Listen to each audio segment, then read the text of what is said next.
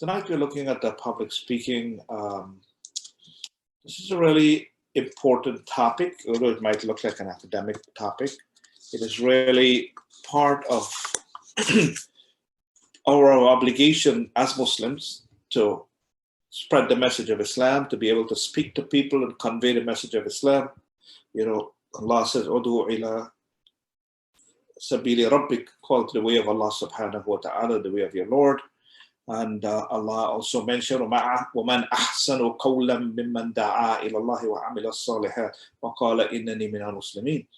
That who is better in speech than someone who calls to the way of Allah and do good deeds and say, I am from among the Muslims. So Allah subhanahu wa ta'ala have indicated here that the best people to speak are the ones who are giving the da'wah, who are sharing the message of Islam. So the obligation and responsibility of the Muslim is really to become good conveyors, good communicators to humanity. And so all of us should try at least to become very good at communication. Of course, communication takes many forms. One of the most effective form of communication is public speaking. And the reason is because generally, communication as a whole it's a two-way process where someone has something to convey and the other person, you're trying to get it to the other way. It's a two-way process of reaching mutual understanding in which the participants exchange news and feelings and create shared meanings. So communication happens when that shared meaning is understood by both parties. And public speaking remains up to today as the most effective medium to influence a large group of people in a very short time. So you can use television, a different medium we have now, but public speaking continued to be when politicians want to be able to influence large amount of people and to run for office. They have television, but they also go directly to people and create large rallies and forums because they have found this to be very effective. And you can stand in front of people and communicate. And almost everyone who becomes leaders do so because they are very good speakers. One of the main reasons I think that President Obama became the president after 2 years in the Senate was because he had the ability to speak well in public. And you wield a very good power. Even Donald Trump has very good, powerful ability to speak in public. And they got to become presidents because of their ability to communicate well in public. Allah subhanahu wa ta'ala had all the prophets of Allah had to be able to convey the message to the people, including Musa alayhi salam. And Musa had a particular problem in that he used to stutter. And so he had a very difficult thing to be able to speak with the stuttering he had. And so he used to make dua to Allah subhanahu wa ta'ala, very famous dua, which a lot of us, when you go to speak, sometimes we say it before we speak. It's Rabbi shrah li sadri wa yassir li amri wahlul uqdatan min lisani yafqahu qawli. Oh my Lord, expand for me my breast, ease for me my task, untie the knot from my tongue, that they may understand my speech. And so Musa alayhi salam used to say this as a way of, before he get to speak, asking Allah subhanahu wa ta'ala to help his tongue to be unknotted so that he could convey exactly what he had in mind. So tonight we're going to be talking, I know many of you listening, probably you don't have an opportunity to speak in public, or sometimes you will on your jobs. I know BC, the college, they are now emphasizing public speaking on almost every course that they have. You've got to go up to the classroom as your finals and do a public speaking presentation. So it has become very important to learn to speak well in public. And so it is very useful not only for our religion, but in terms of life itself. And so you will find many opportunities in which you will be asked to get up in front of a group of people and speak. Today we're going to be covering myths and benefits, audience, speaker, speech speaker, the speech delivery, and miscellaneous tips. We're going to look at basically some of these things that is involved in giving a particular speech. I don't usually like the format we have here now, in which, because when we do public speaking, it is more an active thing. So we would usually have people actually get up and speak. So it's more theoretical, practical, theoretical, practical. In our format here, I really can't engage you to practice speaking in this particular forum, and we only have an hour. So hopefully this will be a theoretical basis that you'll learn some of the techniques and things that we need to do. And when you go to give your very next speech, I hope you'll remember a few of them that will make your speech a little more effective. And you'll be able to convey and communicate in a much better way. So they did research and found that people are terrified to speak. In fact, the fear of speaking in public was considered the #1 fear that people had. I think death was #4. So people are more willing to die rather than to speak in public. That's how terrified people are to speak in public. I know there's something strange about it.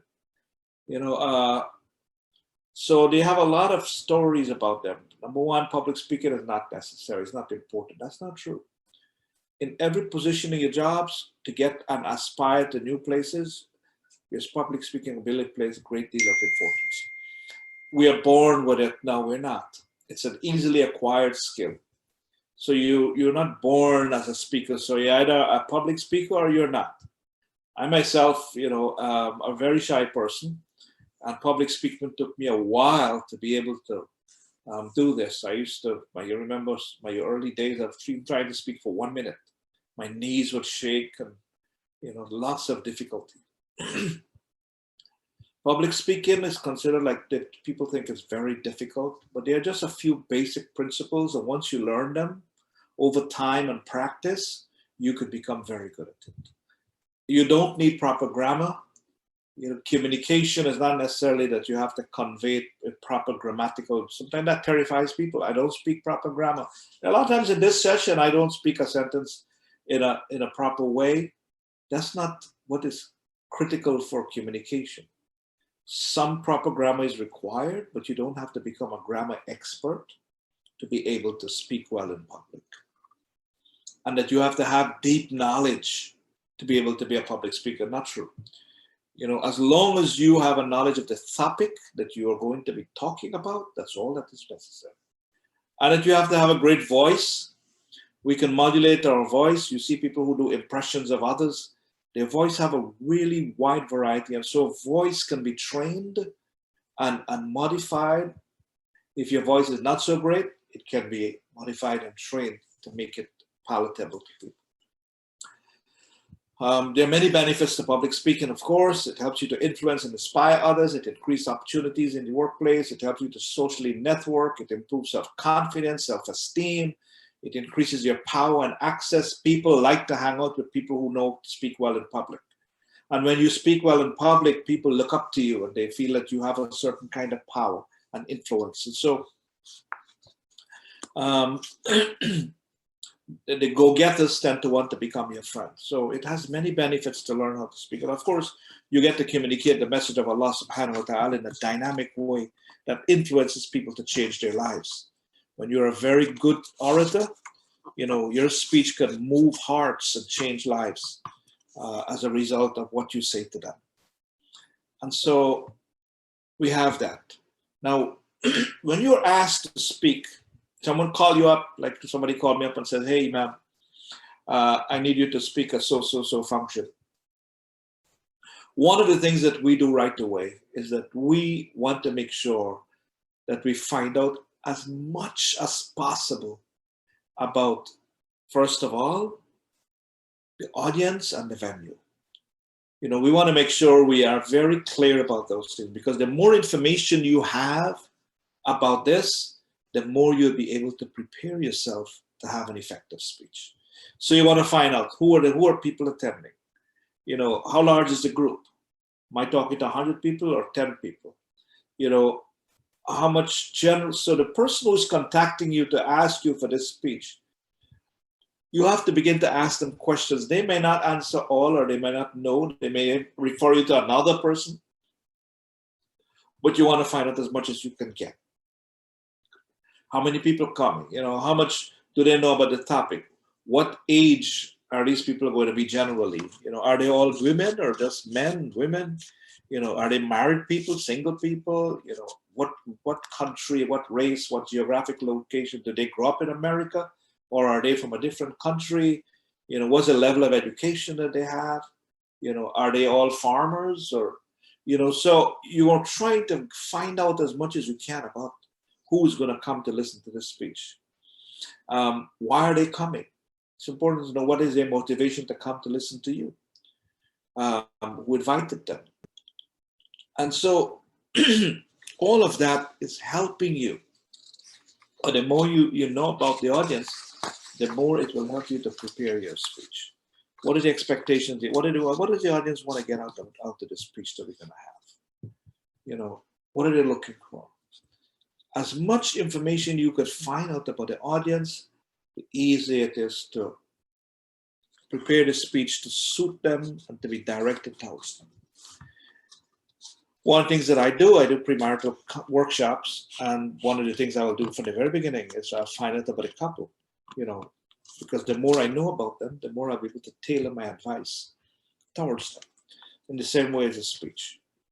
And then the venue, we need to find out, because you don't want to end up in a place where, you don't know where that place is. You didn't get proper information about directions to the place, how long it's going to take you to get there. Do they have parking there, or parking is going to be a problem? When I arrive there, who am I calling or talking to? Are there any special rules at that place? You've got to make sure that you'll find, is it a dangerous area?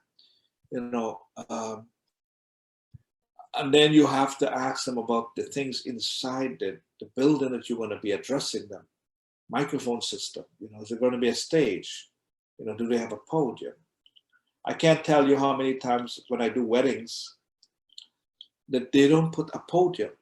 So usually for weddings, I don't like to do it from memory. So I would have a piece of paper just to make sure I don't mispronounce names and get anybody's names wrong. So I would usually, my khutbahs and all the other speech, I would give without a piece of paper. But when it comes to weddings, I try to make sure I have the paper in front of me. Even though I can deliver the whole wedding thing by memory, I have it there. But then when I go to the wedding place, everything is in place except a podium. And so now you end up with this very weird situation where you have to hold the paper while you're holding the microphone, and it gets very awkward. I bought my own podium. And so at some of the weddings that I go to, I would walk with my podium, which is one of those quick setup musical podium that they do, so that I could avoid that situation. The size of the hall, the lighting, the air condition, because these can create distractions to the speech. Do they have internet access? Would I be able to, maybe if I want to show something on the internet? Are there going to be snacks?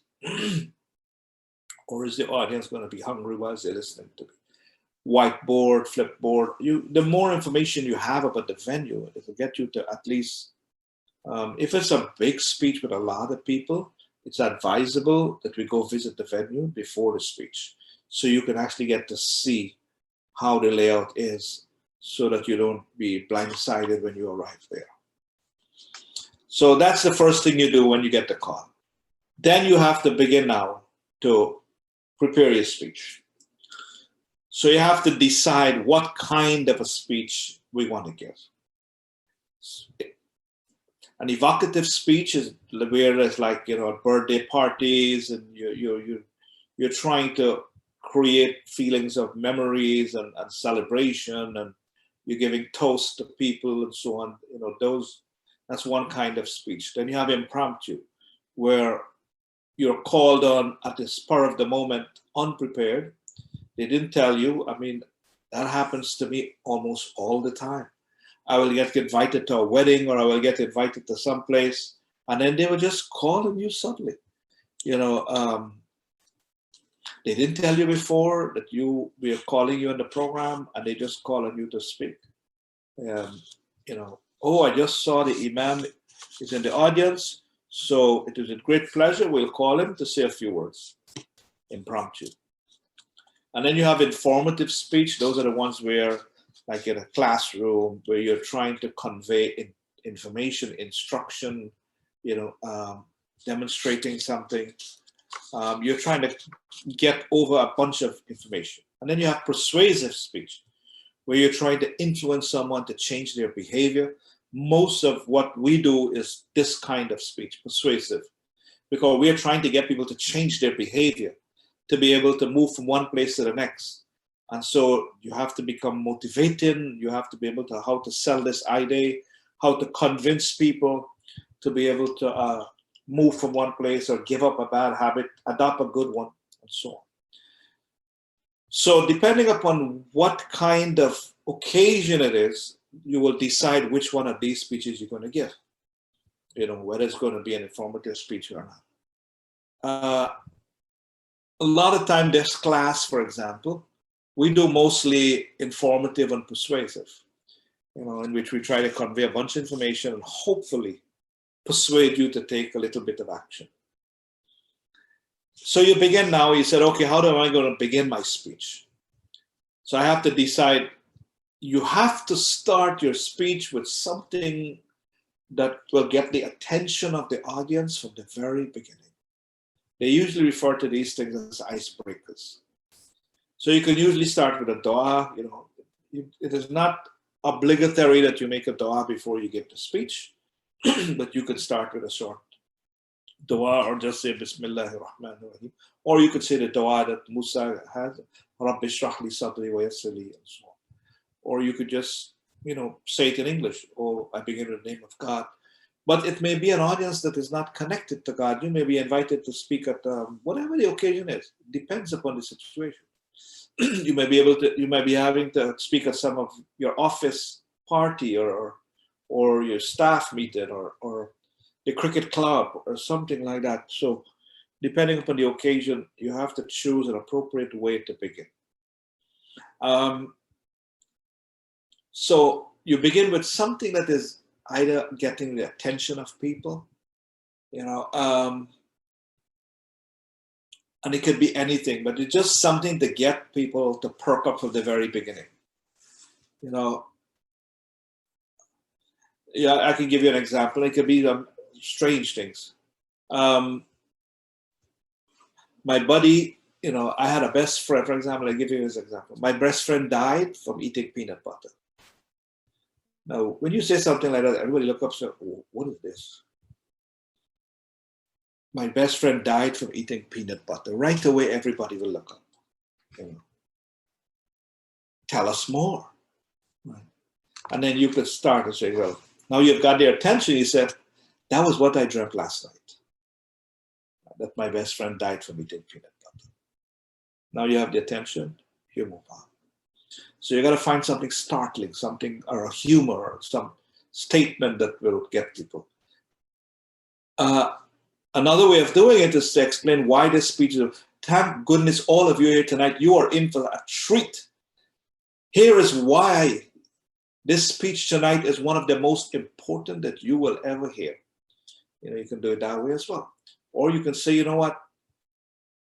You brothers and sisters are really lucky because I think I'm one of the most qualified people to deliver this kind of a speech. And you have to be careful with those because it can border on arrogance. But you give your credentials. Well, I've spent 20 years in the industry and I think I have an idea of how this works. So I want you to hear it. Or you can start with a main thesis, one sentence about what his speech is about. You could give teasers of what is to come. Later on today, you're going to hear about what makes this particular thing happen, whatever it is. So you have to think in the beginning, how am I going to begin the speech? And what is it I'm going to do to get the attention? And it can be done in so many ways. The other thing that you have to know is really, which is the main important part, is constructing your actual speech. So you need to know that there are many different templates of how you construct your speech. And you have to pick one that makes sense to the topic, to the occasion, and see which one makes sense depending upon what the topic is. So there are different templates that you can use. Number one is called topical, which means you divide the topic into parts, and then you deal with each part. For example, if you're talking about hatred, you can say, okay, let's look at hatred in school. Let's look at hatred in the street. Let's look at hatred in the workplace. So you break it up into portions, that particular topic. So that's one way in which you can approach it. But today we're going to talk about racism. So we're going to talk about racism in the workplace, racism, in the homes, and so on. So you break it up. Or you can do chronological, in which you have a date sequence. So we're going to put the seeds in the spring for our plant that is going to come. And then in May, we're going to continue to water it. And then in the summer, we're going to reap it. So you have a chronological sequence of events. So some of the speech lend themselves to that template. Or you can do journalistic. Ask who, what, when, why, where. This is very useful for impromptu speech. So if I get called for an impromptu speech, I'm not prepared at all, I will pick any topic and I will say, okay, taqwa. Taqwa is to be conscious of Allah subhanahu wa ta'ala. Who has to be conscious of Allah? What is required to be conscious of Allah? When do we have to be conscious of Allah? Why do we have to be conscious of Allah? Where do we have to be? And you could just take any topic and you could put what, why, who, where on it, and it will allow you to prepare to deliver a fairly good speech. And then you have ascending, descending, in which you have a bunch of information and they have order of priority. For example, you could say, the top 5 causes of death among the young people in Florida is as follows. Number 1, you can start from the top or you can start at the bottom. The number 5 is suicide. The number 4 is homicide. The number, and you can have order going up or down. Another template that you can use to create your speech in terms of pattern is problem solution. So you can say, okay, what is the problem? Okay, brothers and sisters, here is our problem, X. And here is why it occurred. And now I'll tell you how we could solve it. So that's another template that you could do in terms of when you prepare your speech that you can follow.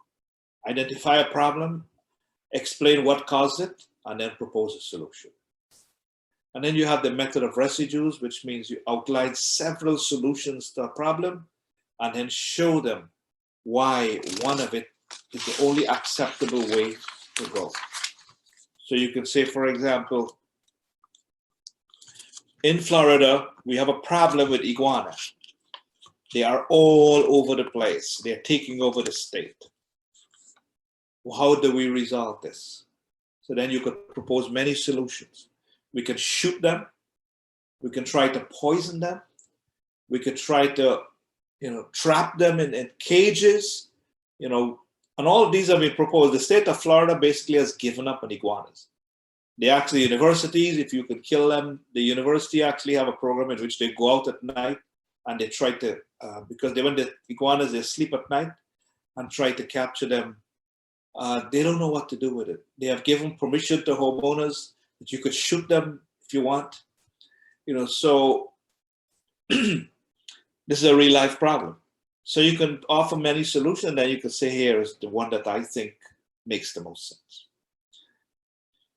And then you can also have a template of motivation. First of all, you have to gain the audience attention about a particular issue which they may not have noticed.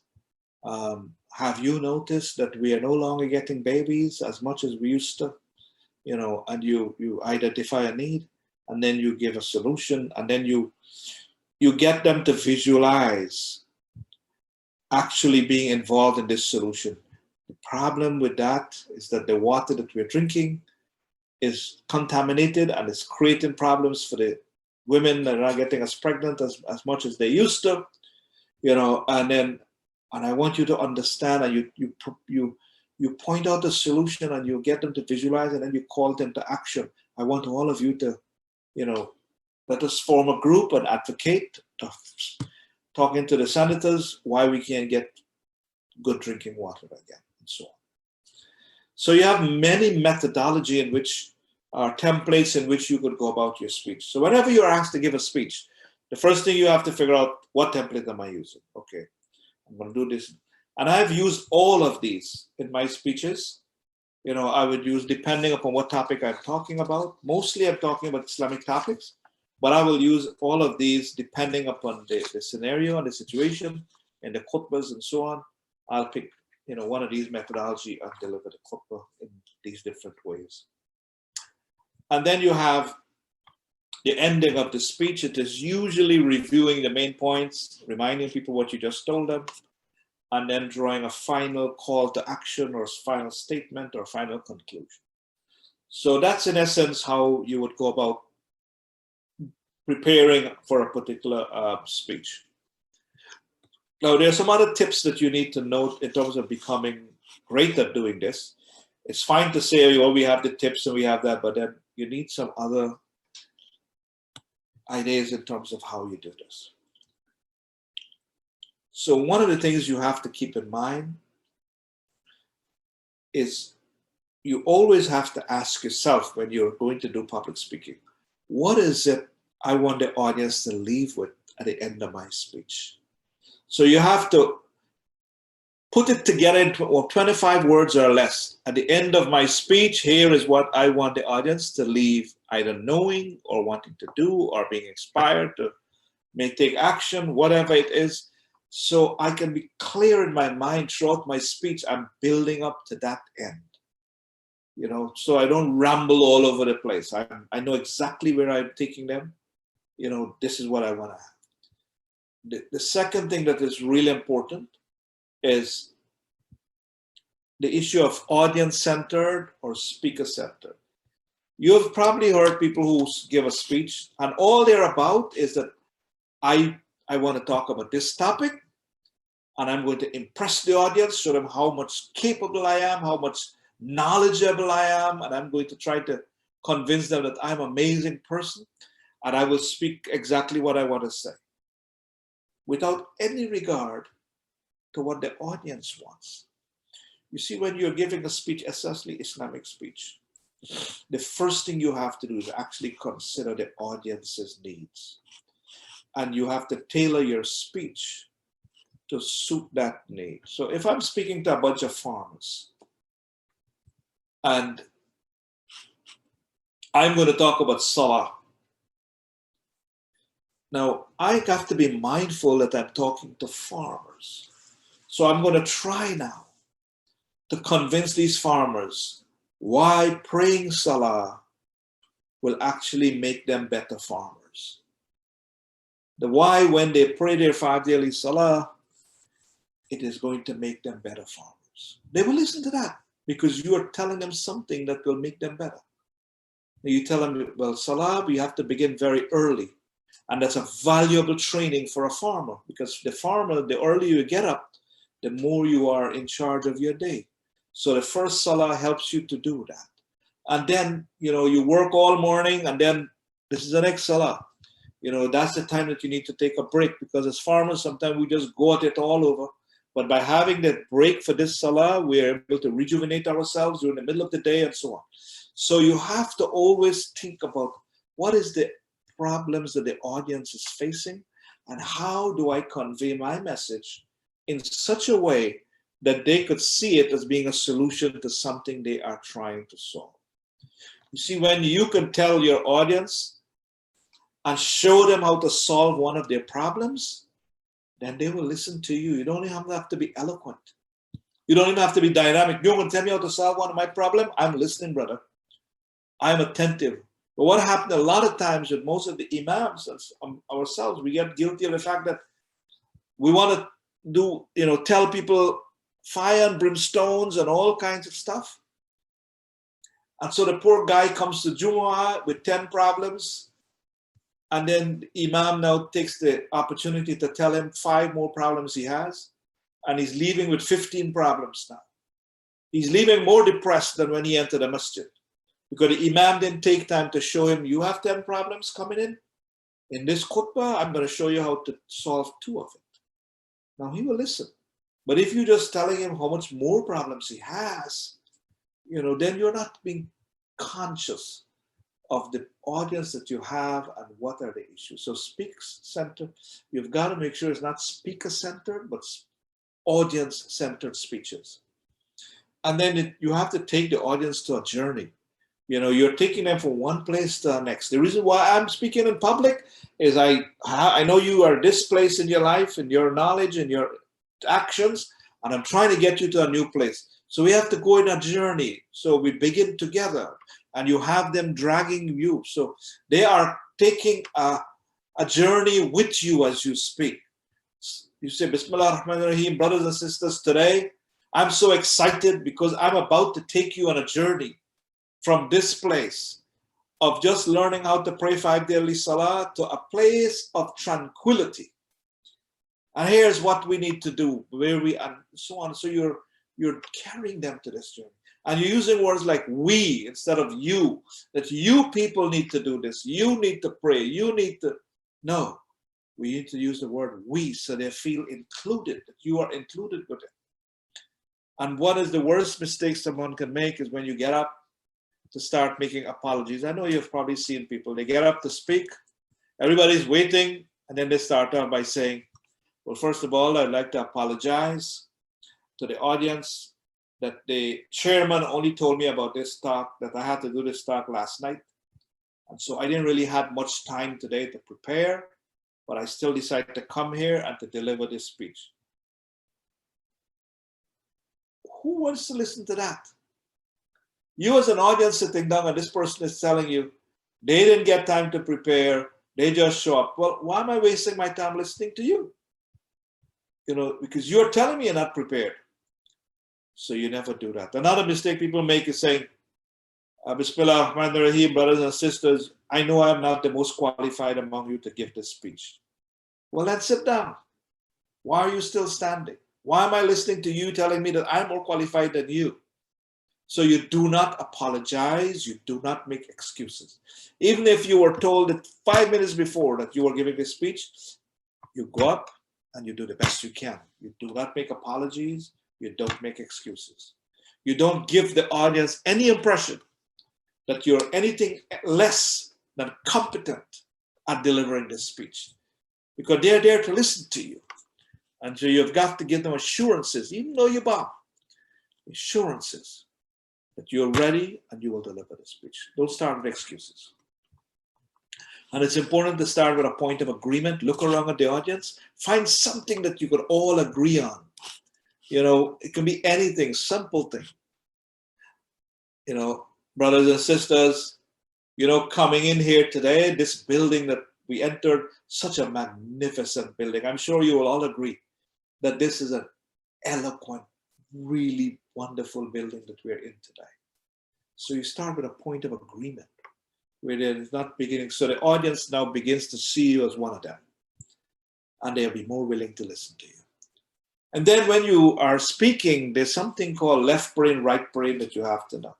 Your left brain usually is engaged with numbers and statistics, and the right brain is usually involved with emotion and feelings. And so when you're talking, you have to be able to engage with both so that the person who is listening can get the full picture. I'll give you an example. So, like you say, brothers and sisters, today on the news, we saw that in the Palestinian conflict, 100 Palestinians were killed. When you mention it like that, it's your left brain that is being engaged. No emotion that 100 Palestinians just died. Your left brain says numbers, 100, okay, statistics, and it absorbs that information. In order to engage the right brain as well, you need to begin another way. He said, today, brothers and sisters, there was a little Palestinian boy that went out on the road. And he was beside his mom and dad. And then as they were walking down the road, that little boy was shot. And then his mom was shot. And then his brother by himself was shot. And then 100 people from his family was also shot. Now what happens? Emotion begins to play. So you have given the numbers, but you have given the perspective, the numbers in a way that the emotions are engaged. And so as a public speaker, whenever you're using statistics or numbers, you've got to know how to make those numbers also become emotional and connected emotionally to the people who you're talking to. And so this is a very important part of public speaking as well. And then you always move from the known to the unknown. Don't start by saying technical things that people don't have the idea. Start with things that people know and very familiar with, and then you're taking them on the journey to something that they didn't know before. Stories work. The more stories you tell, the better it is for people. People love stories. And so when you're illustrating your point with stories, use lots of examples.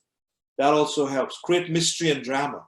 If, for example, if you're talking about this, the Prophet ﷺ said there are 3 things, or there are 5, 7 people that will be shaded on the day of judgment, or whatever it is that you're using.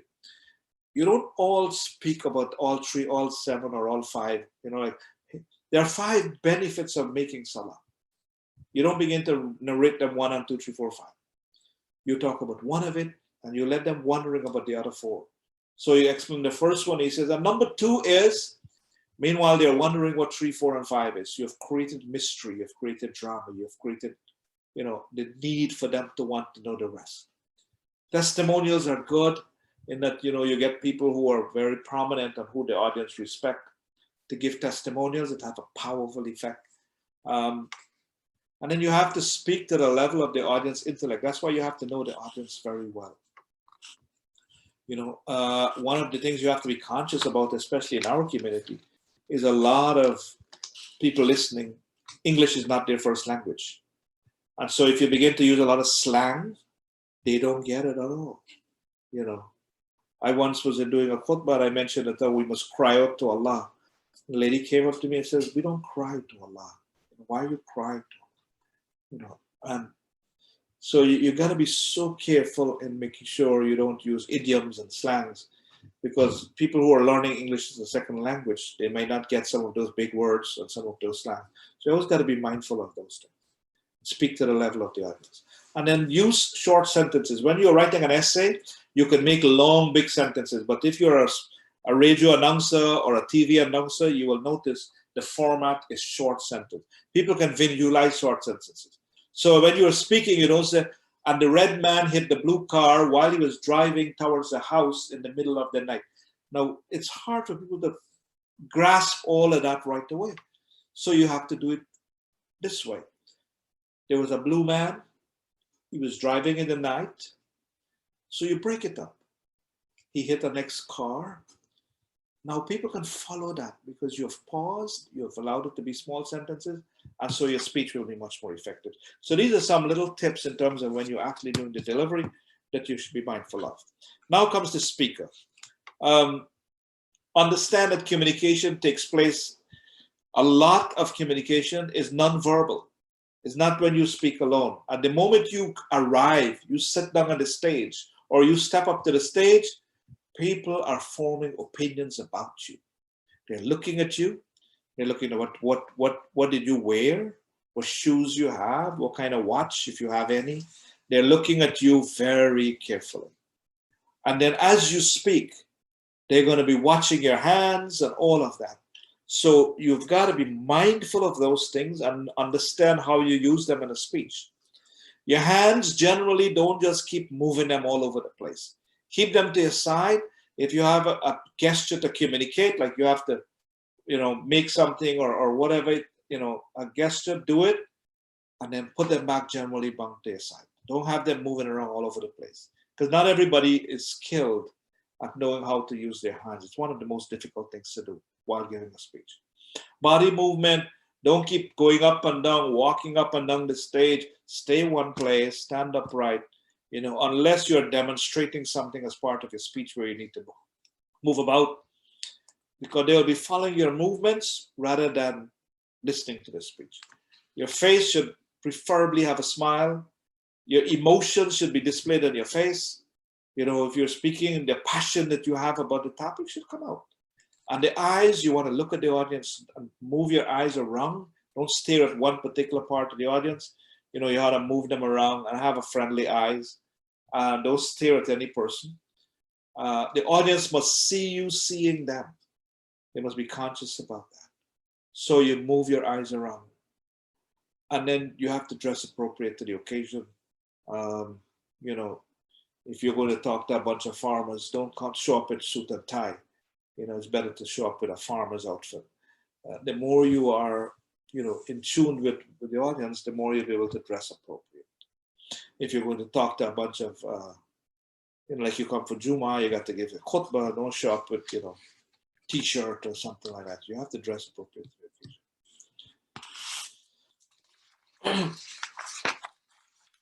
Then we have things which distract us when we are talking. If you begin to fiddle with your clothes, some people, they fiddle with their clothes, they're pulling up their pants, they're tugging at their shirt, they're moving their head and wagging their head about, they're frowning, playing with your watch. All of these are unconscious things that we do, but they serve as distraction. Leaning forward and holding the podium and tapping fingers on the podium, biting your lips and all of that. You've got to be a little bit conscious about those things and don't do that because it distracts from your speech. And then one of the things which we talked about is fear. It's a terrifying thing to go up and talk in front of people. You're being vulnerable in front of a whole group of people, who's watching you. All the eyes are on you. And they're waiting to see if you have something intelligent to offer to them. And when you're up there, it's very difficult to, you can't black out, you can't pause too long, you can't say nonsense, you can't, it's a lot of pressure. Especially if you're giving a khutbah, you can't mess up. You've got to deliver 100% of the time, in a perfect way, as best as you can. A regular speech, yeah, you could be forgiven, but Jumu'ah, khutbah is something that is very, that's why I advise young people, walk with your paper. Unless you're really skilled, don't go and deliver that khutbah out of your head. Because if you get a mental block in the middle of it, and then there's all technical things that you have to observe in the khutbah itself that you need to be aware of. So part of overcoming that fear is you have to know your audience. And the more prepared you are, the easier, the less fearful you are because you know what you're going to say. But you have to remind yourself, this audience, they come to hear me. They want me to succeed. And then if you ask yourself, what is the worst going to happen? I could give a bad speech, but I'm not going to die. I'm not going to get stabbed. Hopefully nobody's going to shoot me. So by reminding yourself about that, it's not the worst thing in the world. It could calm you a little bit. Have water, because when you become dehydrated with fear, it can affect the way you speak, and then that gets you more terrified. And learn a couple of relaxation techniques, breathing techniques, of how to calm yourself down. A lot of the fear gets caused because of, they did research on this, and they found that if you're not prepared, that's what caused most of the fear. If you're comfortable with the topic and you've prepared well, then a lot of your fear goes away. And then how you breathe also creates, because you begin to go into a panic breathing mode. You don't know how to control yourself. Take a deep breath, keep it in, slowly breathe out, And then your feeling of things going to go wrong, your mental state that, oh my gosh, this is not going to go well, creates the actual reality that it's not going to go well. So you have to really remind yourself that, you're doing the best you can. Now,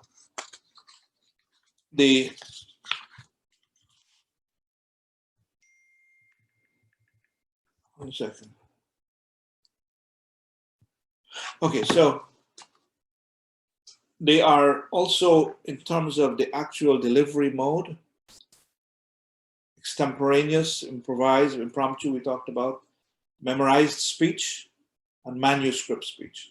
So extemporaneous is which you give a brief outline and the key terms and quotes. The impromptu, you improvise, and we mentioned how you can get past that. You use a journalistic approach of who, what, why, how. Memorized speech is not recommended, though a lot of people, they sit down and memorize the whole speech. This is not a good idea to do. Memorize key points, and there are techniques of how you do that, but not to memorize word for word, because it's going to create so much stress and tension in you that you will not be able to deliver it properly, effectively. And also you'll be just parroting. If you look at a parrot, there's no emotion, there's no passion. They're just calling the words. Because when you're memorized, you're not really thinking about what you're saying. You're just trying to remember what to say and not what it means to people. So you've got to be able to learn how to just get the key points and then you say it with your own words. There's certain kind of speech in which you will need to read the whole speech out because accuracy is important.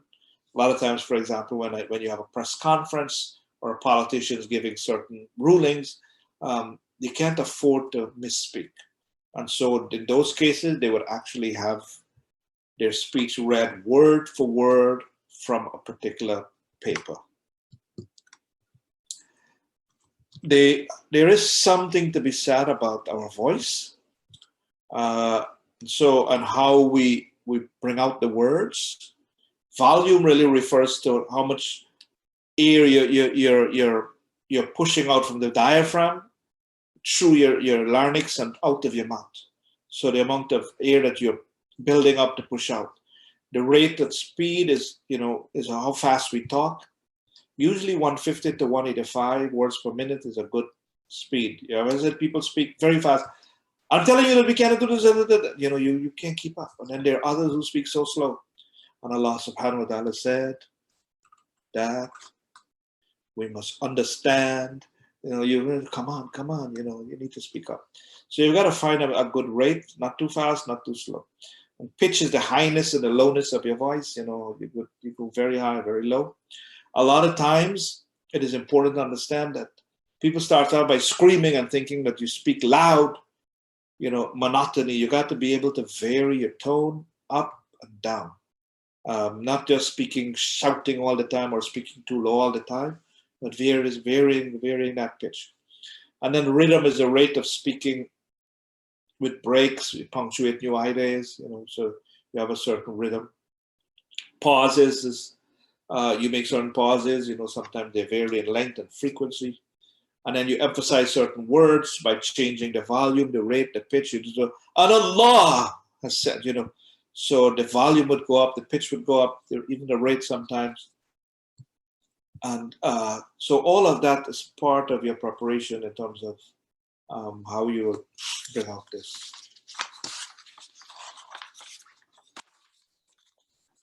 So as a brief review, start with an icebreaker, use your gestures in hands, stay in the script, don't apologize. Praise the audience as much as you can without sounding insincere. The more you can tell the audience why they're great, why they're special, why they're important, the more they're going to listen to you and the more they're going to buy into what you're saying. But you have to be sincere. If you're going to praise them about something, let it be something authentic, which is genuine. Not just, saying it and it's a lie or it's not true or something like that. So you've got to, when you understand the audience, you can do that very easily. Now, if you find yourself getting mental blocks during the speech, there are many things you can do to avoid, instead of embarrassing yourself. If you find, oh my gosh, I know what's the next idea. I tried to memorize my speech, but I just got the block, right? You can say, you know what? I think I've been speaking for a little while. I think we can take a break, an exercise break. Everybody get up, stretch your hand, and you're trying to catch back your train of thought. Or you can do a long pause. Usually that gets people to look up again as well. One of the speakers passed away, so you said, and Allah, and you do it in a mid-sentence. And Allah subhanahu wa ta'ala said that, and then, hey, those who are like, you've lost them, they'll begin to look up. And you could take that time to try to connect back yourself. Or you can ask the audience a question. You say, at this point in time, let me ask you a question. And then you do that. Or you can just give a break. We'll take a 2-minute break. So there are many ways of getting out of that. You can't take a break in Jumu'ah, khutbah, or ask a question to the audience in that. But you can take a long pause in lieu of that. Then you close well, and you close very strong with your appeal. You thank the audience and you try to finish on time. When you go over the time of a speech, you have lost the audience. Nobody's listening to you anymore. Right? So we have about 5 minutes more, so I don't want to go for my speech. Let me just quickly run through these couple of other things. As much aids you can use, so when you know the room and the venue, you could use some of these presentation aids, whether it's a laptop or another that helps. Another thing about hecklers, you will find occasionally someone who will interrupt you and try to put you down. They may not be liking what you're saying. I actually had in one of the khutbah in the Bronx in New York, during the khutbah, somebody just got up and said, "Why don't you shut your mouth and sit down?" So the brother screamed out from the back of the masjid to me, "Why don't you shut your mouth and sit down?" Because he didn't like what I was saying or whatever it is. I didn't know him. I tried after the khutbah to run to catch him and to talk to him, but he ran out to the masjid and disappeared.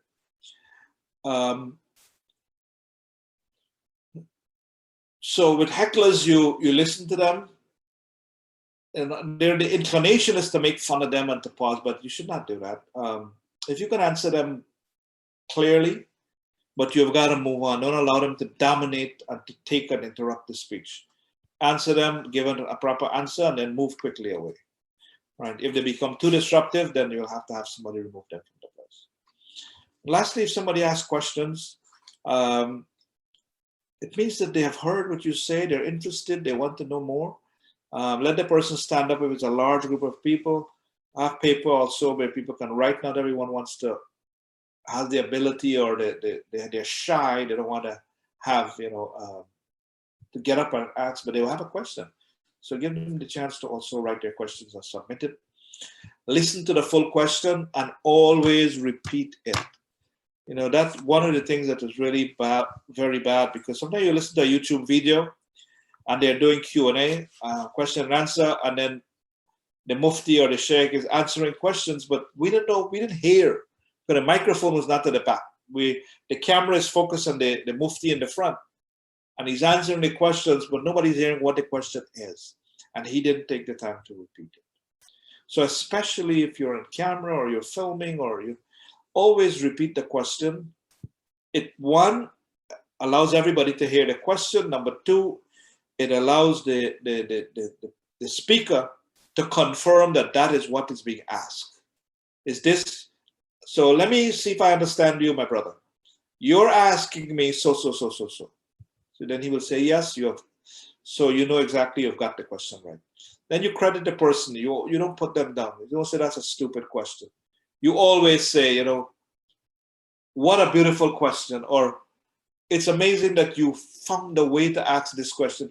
Oh, that is an interesting point that you've just asked that I really wanted to talk about. You give some credit to the person, and then you respond to the best you can. If you don't know the answer, don't make it up. Don't just make up stuff. Tell the person, I really don't know at this point in time what is the correct answer to that question, but I can take your email or your phone number and I will check it up and I will get back to you. And do so if you promise to do so. So lastly, we want to talk about interruptions to your speech, which is called noise. Noise means anything that interferes with the speech. There are many kinds of noise. Physical noise, you have a dog barking outside the venue, sirens going off, you have a loud AC or something like that. They will affect your speech. It's like physiological noise, this barrier between the speaker and the listener. So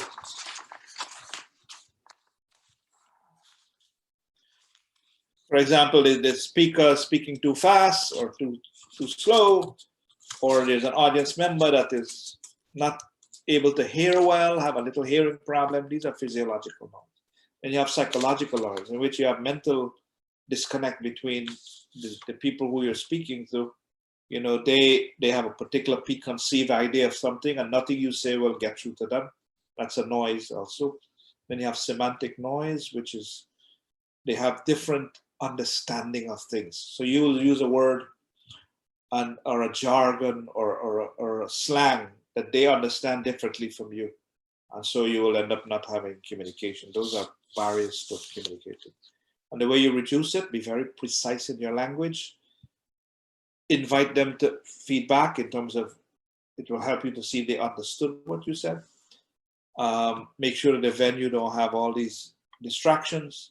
If the AC not working, it will affect people. They won't have time to listen to your speech. They're sweating. You know, if the chairs are not comfortable, it will affect your speech. It has nothing to do with you. You know, if the cars are parked outside, but it's a very insecure area, they're worried about if somebody's going to steal their car, they're not going to listen to you. Or if they're hungry and you're waiting and you're not giving them food, you know, all of these are distractions and noise. And so it's very important that we be mindful of them as we do our speech. So this is a brief idea about public speaking and some of the things. As I mentioned before, ideally it should be done in a session in which we get people to interact and practice. But inshallah, at least you have some information now of what goes into becoming and delivering a good speech and becoming a good public speaker, inshallah. Assalamu alaikum.